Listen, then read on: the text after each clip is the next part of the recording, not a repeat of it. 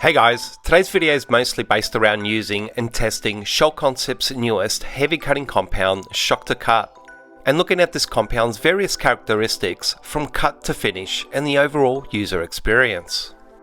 And apart from doing some testing and comparisons on some test panels, I got to give it a really good go on this somewhat trashed red metallic Jeep paint that some of you guys may have seen in a recent video where I restored the rear bumper plastic.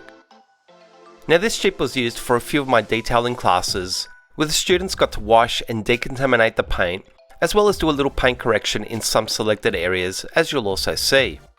But the reason I've got a tape line dividing half of the car is that I'm going to correct and coat the entire left side of the vehicle, and then in an up and coming assessment program, the detailers taking part will be correcting and coating the entire right side of the vehicle, with the goal being to achieve the same results, or even better than I did, to display they are skilled and competent detailers ready to use professional grade coatings.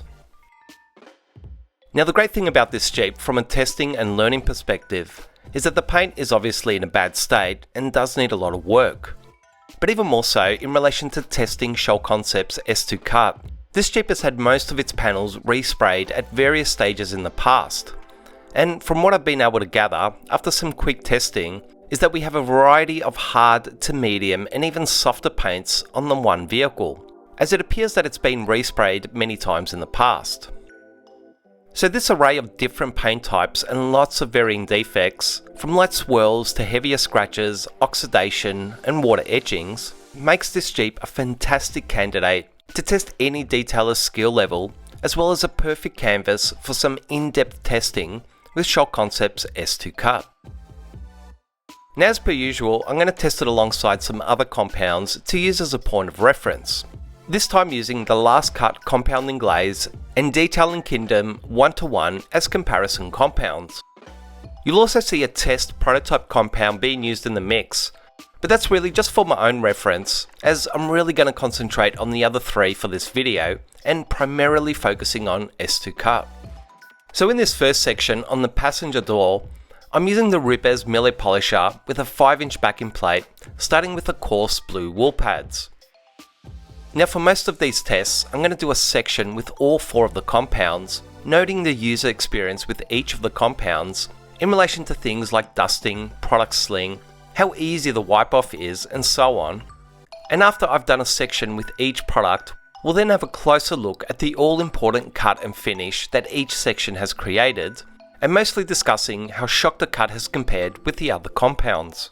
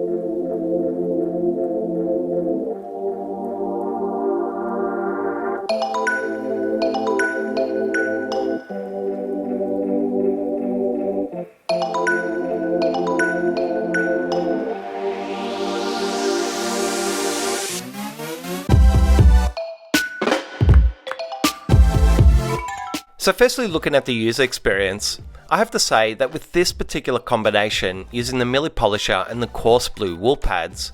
both the Last Cut and DK 1.1 did tend to have easier wipe-offs and less dusting with slightly better lubrication than Shock to Cut, though it wasn't all that far behind. There really wasn't very much dusting by any of the compounds, The Shock to Cut did seem to create a few dust particles towards the end of the polishing cycle. When looking at the finish in relation to gloss and clarity, it really was a one-horse race here, with the last cut clearly having the best finish by a long shot, followed by DK 1.1 and Shock to Cut in third place. However, when looking at the actual cut and defect removal, it was really close between the last cut and Shock to Cut. Though I have to say that Shock to Cut was perhaps a little more successful at removing the original defects, while DK 1.1 was a couple of steps behind in the cutting department.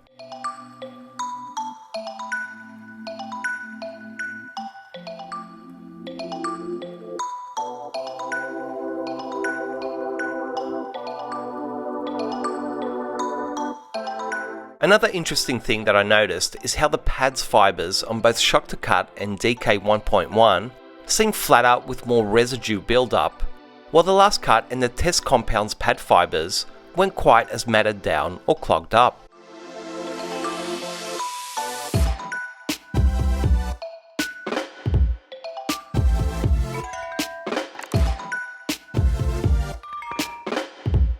The next test on the rear passenger door was using the Spazz LHR15 polisher with the Lake Country microfiber fibre cutting pads. Now in this test, using this combination of machine and microfiber pads, the user experience was definitely a step down, in particular for Shock to Cut and DK 1.1 that both seemed to struggle a little for lubrication and ended up having more difficult sticky wipe-offs, where the last cut just really excelled and also seemed to minimise that heat that was a slight issue with the other two compounds.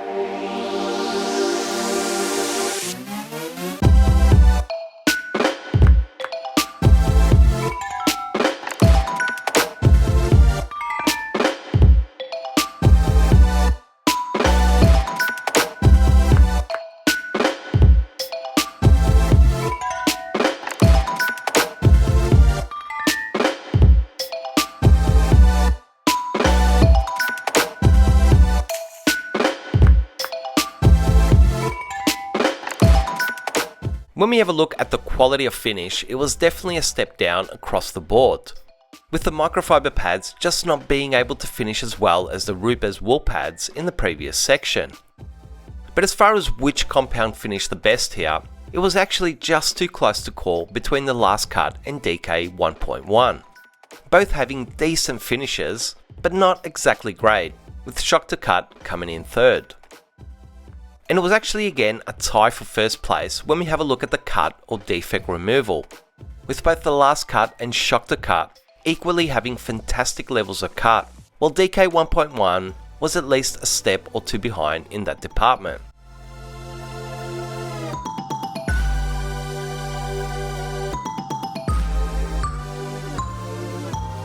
For a third test on the roof of the Jeep, which still seemed to be the original paint and by far the most oxidized and damaged paint on the entire vehicle, also being more of a mid to hard paint, I used the ShineMate mini polisher with the Scholl Concepts foam white spider pads. I also switched from using the last cut compounding glaze to using Concours Precision compound, just for the fact that for me personally, the last cut just tends to excel on fibre based pads, while Precision just seems to excel on foam pads. As far as the user experience goes, it was actually a great experience with all the compounds across the board, which was most likely due to the foam spider pads that are just less demanding and smoother running compared to fibre based pads in general. But if I had to pick a winner, I'd say DK 1.1 was a touch more pleasant to use than the other two compounds.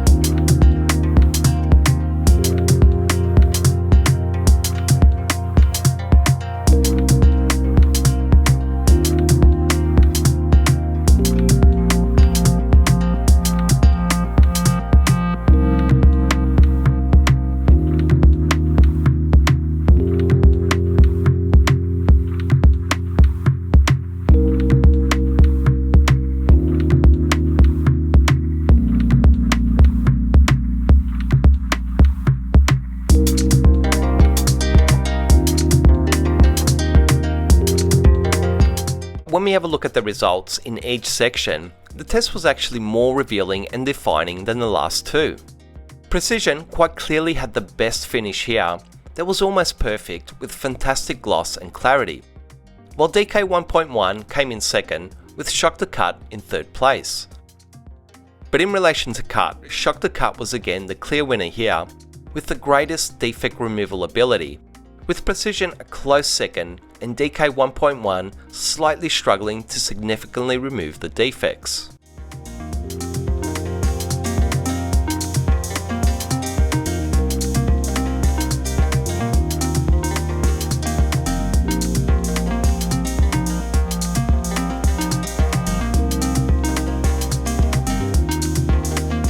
For a fourth test on the rear hatch, I switched back to the Lake Country fibre cutting pads, but this time using them on the 12mm throw 3-inch Shimate polisher.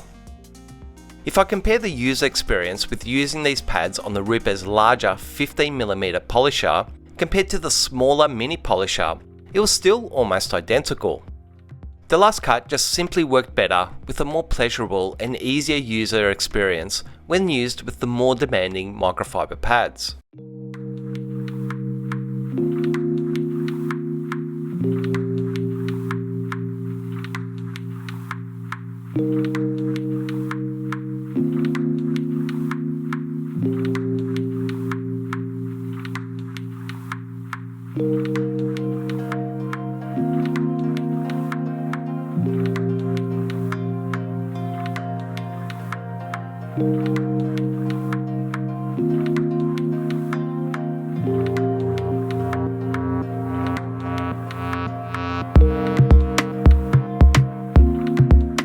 Now overall, the results on the test section on the rear hatch were actually quite comparable to the results I achieved with the same microfiber pads on the door, with the only real difference being that I was able to finish down a little better here across the board, which was more so due to the paint being less sensitive and a touch harder. So once again, it was a really close call between the last cut and DK 1.1 for the best finish, but the last cut just seemed to edge ahead. While it was also a really close call between the last cut and Shock to Cut for the best leveling ability, but Shock to Cut also seemed to just edge ahead.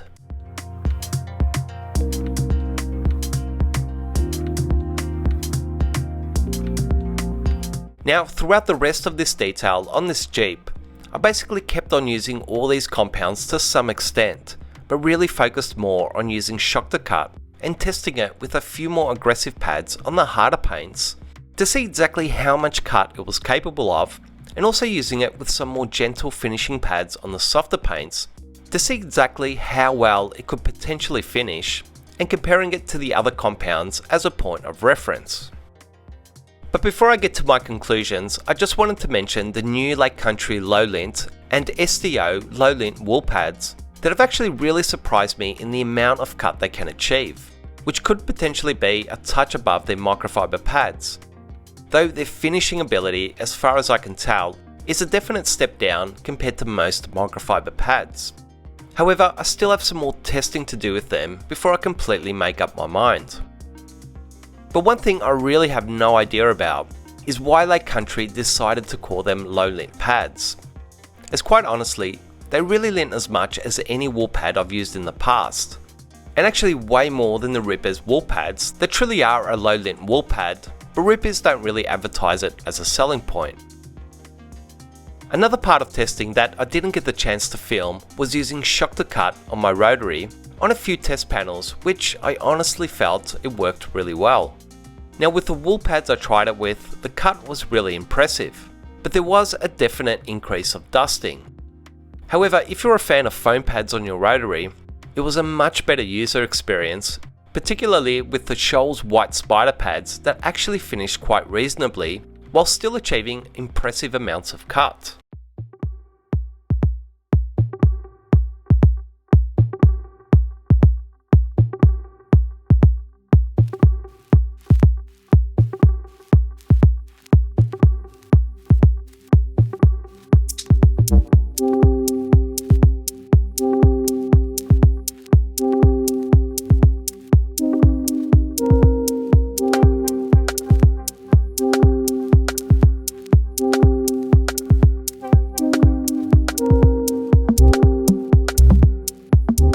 As a whole, after being able to spend a couple of days testing and trialling Shock to Cut, I think it became quite evident that this is quite a heavy cutting compound, even in comparison to the standard level of cut that you'd expect to get from most cutting compounds. So I'd really tend to call it more of an extra heavy cutting compound that honestly does have an impressive cut. And for those of you out there that use other Scholl Concepts compounds, I also tried it along Scholl Concepts S2 and S3, which have really been the brand's heaviest cutting compounds for years, apart from S0, which is really a matting compound. And by what I was seeing, Shock to Cut was actually cutting a touch better than S2 Orange, and still finishing down just as well. While its cut compared to S3 was a definite step up, but also a step down in relation to finish.